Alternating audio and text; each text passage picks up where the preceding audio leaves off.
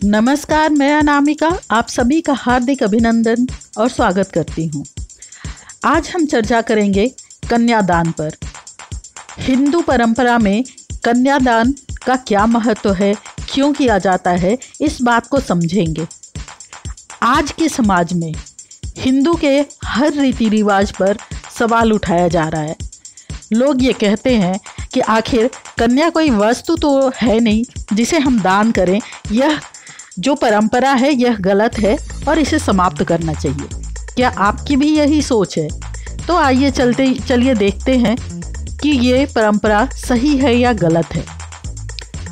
हिंदू धर्म में परिवार का निर्माण करने के लिए, परिवार की जिम्मेदारी उठाने के लिए दो व्यक्ति, लड़का और लड़की, योग्यता, शारीरिक और मानसिक परिपक्वता आने पर विवाह संस्कार में बांधे जाते हैं, जिसमें दो अनजान एक दूसरे का साथ जिंदगी भर देने के लिए तैयार हो जाते हैं। इसे सभी समाज के व्यक्तियों के बीच, गुरुजनों के समक्ष, देवताओं की उपस्थिति में किया जाता है, ताकि कोई भी इस बंधन की उपेक्षा न करे और वर वधू सभी के सामने अपने प्रतिज्ञा बंधन की घोषणा करते हैं।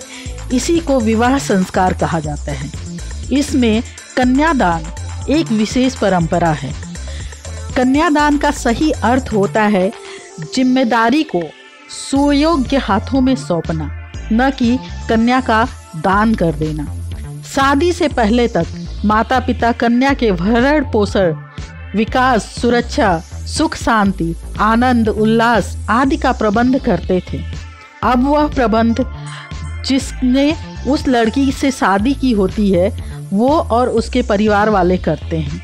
और कन्यादान का ये मतलब बिल्कुल नहीं होता है कि जिस प्रकार कोई वस्तु बेची या खरीदी जाती है उस प्रकार वधू का दान कर देना, अर्थात पिता अपने बेटी का दान कर दे। तो ये सोच बिल्कुल गलत है। और इसका ये मतलब भी बिल्कुल नहीं कि आप किसी चीज़ की तरह लड़की का उपयोग करने के लिए दे रहे हैं। इसके साथ कन्या अपने नए घर में जाकर अकेला न अनुभव करे, उसे प्यार, सहयोग और सद्भाव की कमी का अनुभव न हो, इसका पूरा ध्यान अब वर के कुटुंबियों को ही रखना होता है और उसकी हर एक जिम्मेदारी को प्यार से उठाना होता है। कन्यादान क्या है, इसको समझने के लिए कन्यादान की परंपरा क्या है और कैसे किया जाता है, उसमें क्या क्या रस्में निभाई जाती हैं, इसको समझना बहुत ज़रूरी है। हिंदू परंपराओं और मानदंडों के अनुसार दूल्हे को भगवान विष्णु का अवतार माना जाता है और दुल्हन को देवी लक्ष्मी का अवतार माना जाता है। इसलिए इस अनुष्ठान में दुल्हन के माता पिता दोनों के लिए धार्मिक और भावनात्मक महत्व रखते हैं। कन्यादान आमतौर पर दुल्हन के माता पिता द्वारा किया जाता है, जो महादान के रूप में भी लोकप्रिय है। लड़की के माता पिता की अनुपस्थिति में घर के किसी अन्य बड़े सदस्य द्वारा भी अनुष्ठान किया जाता है। कन्यादान का आयोजन एक लड़की के जीवन में सबसे बड़ा परिवर्तन लाता है। यह रस्म एक बेटी होने से लेकर एक पत्नी होने तक उसकी भूमिका और पहचान में बदलाव का प्रतीक है। कन्यादान को सबसे पवित्र, महान और सबसे बड़ा रस्म माना जाता है जो एक जोड़े द्वारा किया जाता है। कन्यादान की जो प्रक्रिया होती है, अब इसे समझते हैं।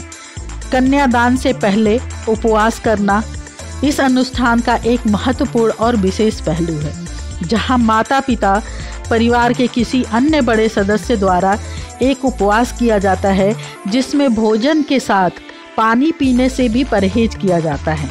जब तक कन्यादान नहीं किया जाता, अधिकांश समुदायों में वर्तमान समय में व्रत के रूप में जल का उपयोग तो कर लेते हैं, लेकिन अन्न की अनुमति बिल्कुल नहीं होती है। हस्त मिलाप की रस्म को कन्यादान के नाम से जाना जाता है। इसमें सबसे पहले पिता बेटी का दाहिना हाथ पकड़ता है और उसे दूल्हे के दाहिने हाथ पर रखता है, जो उसे दुल्हन को अपनी अर्धांगिनी और एक समान साथी के रूप में स्वीकार करने का अनुरोध करता है। यह बेटी को दूल्हे को देने के आधिकारिक समारोह को चिन्हित करता है।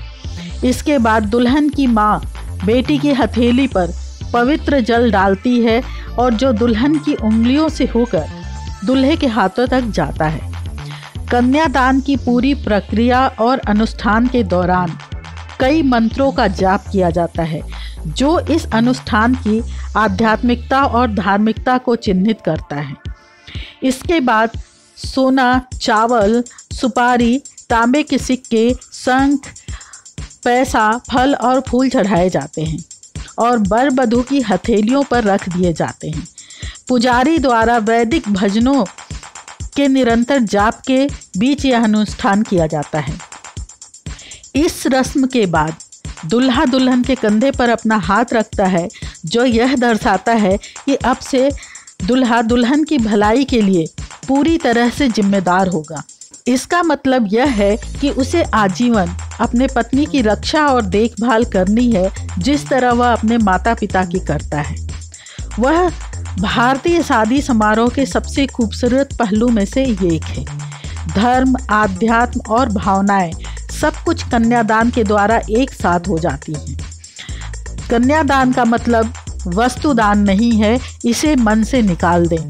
जब माता सीता की विदाई हो रही थी तो विदाई समारोह के समय राजा जनक जी के पैर राजा दशरथ ने छुए थे, तो जनक जी ने कहा था कि मैं तो कन्या का पिता हूँ, मैंने तो कन्यादान किया है, मैं तो छोटा हूँ और आप बड़े हैं, आप मेरा पैर क्यों छू रहे हैं। उसी समय राजा दशरथ ने कहा था कि आपने जो हमें अधिकारों का आदान प्रदान किया है, जो दान किया है, इससे आप छोटे नहीं बल्कि बड़े हो जाते हैं, क्योंकि आपका बड़ा दिल है।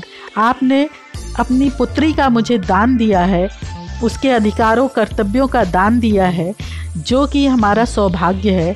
आपकी पुत्री लक्ष्मी समान है और हमारे घर में आएगी तो हमारे कुल परंपरा को आगे बढ़ाएगी, हमारे वंश को आगे बढ़ाएगी और हमारे परिवार को गौरवान्वित करेगी। तो कन्या का दान करना कोई तुच्छ काम नहीं है, ये बहुत ही महान काम है।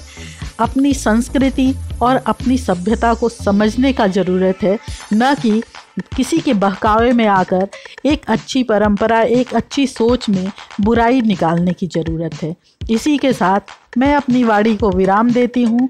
जय सनातन, जय भारत, धर्मो रक्षति रक्षितः।